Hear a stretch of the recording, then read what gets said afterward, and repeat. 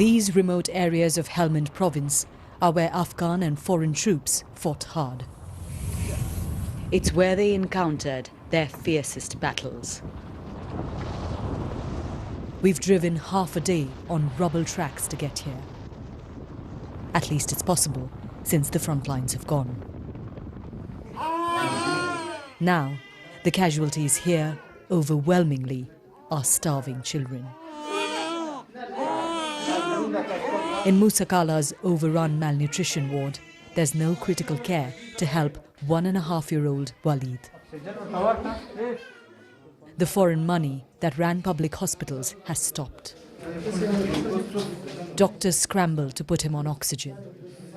He's struggling, but they can't stay by his side, because in the next bed, 10-day-old Zakiullah is brought in.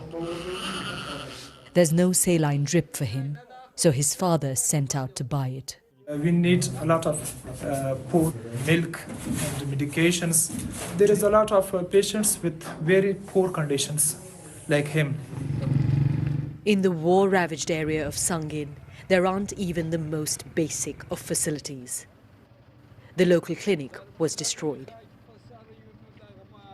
Now, a UNICEF-run health centre housed in a school is the only access people have to medical services. The needs are surging, but it's not equipped to admit patients. In the community nearby, locals who've lived on the front line for decades rush to tell us how desperate their situation has become. We don't have money for food. We don't have money for medicines. In our village, there are hundreds of malnourished children.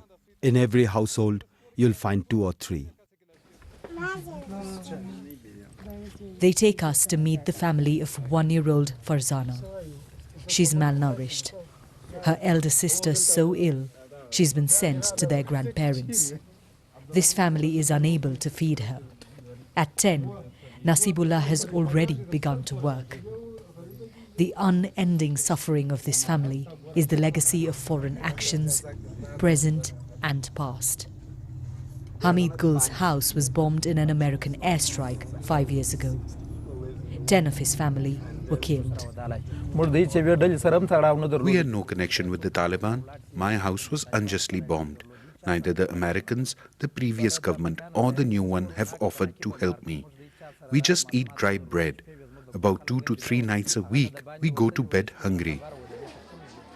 This is Helmand's capital.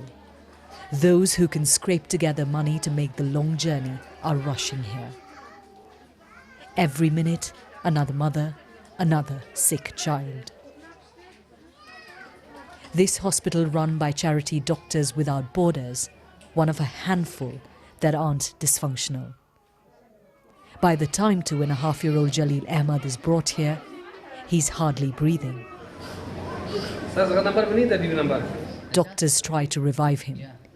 His hands and feet have gone cold.